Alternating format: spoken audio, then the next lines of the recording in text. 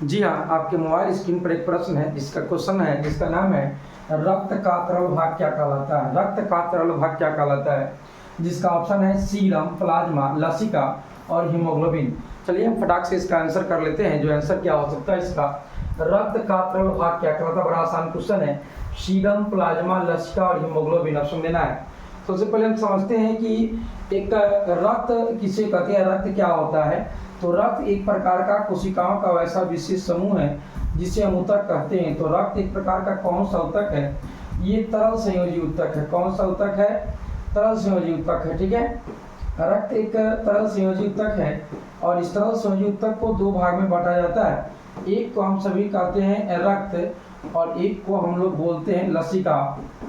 रक्त और क्या कहलाता है, लसिका। रक्त को जो है ना दो भाग में बांटा गया, एक को कहते हैं प्लाज्मा और एक को कहते हैं रक्त कणिका। एक प्लाज्मा कहलाता है, एक को रक्त कणिकाएं कहते हैं। यहाँ पे हम लिख रहे हैं प्लाज्मा, लिख रहे हैं प्लाज्मा, और यहाँ पे जो होता है उसको हम कहते हैं रक्त कणिकाएं, रक्त कणिकाएं। ठीक है, रक्त कणिकाएं और प्लाज्मा जो पूरे ब्लड का या रक्त का 55% हिस्सा होता है, और रक्त कणिकाएं जो कि पूरे ब्लड का क्या होता है 45% हिस्सा होता है। कितने परसेंट हिस्सा होता है, 45। ठीक है, रक्त जो है ना पूरे ब्लड का 55% हिस्सा में ये प्लाज्मा की हिस्सा, और रक्त कणिकाएं जो है ना 45% की हिस्सा में पाई जाती है।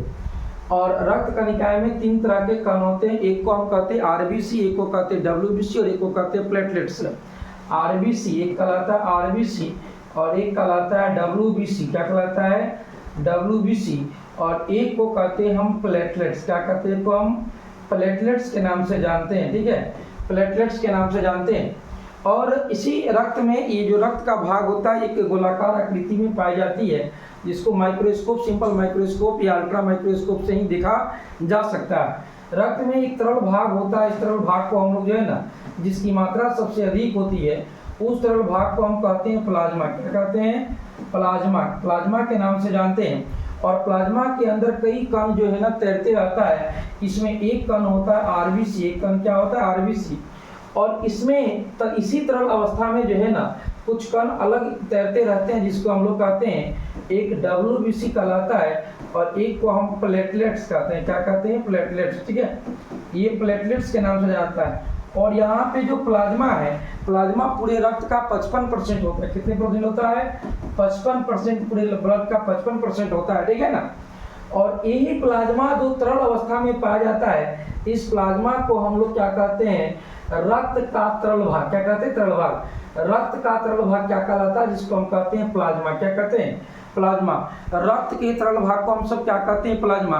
जो कि पूरे जो है ना ब्लड का ये कितना परसेंट हिस्सा होता है, तो ये 55% हिस्सा होता है। कितना परसेंट होता है, 55। और रक्त कणिकाएं में कितने परसेंट कण पाया जाता है, तो ये 45% ब्लड कॉर्पुसल्स होता है।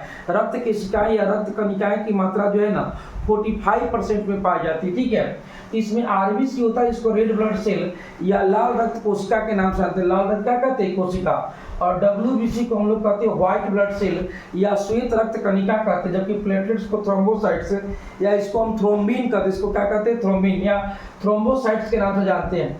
आरबीसी का रंग जो है ना लाल होता है। क्या होता है, लाल। जबकि डब्ल्यूबीसी का कलर जो है ना श्वेत होता है, श्वेत होता है। और प्लेटलेट्स का अपना कोई खास कलर लाल इसलिए होता है क्योंकि इसमें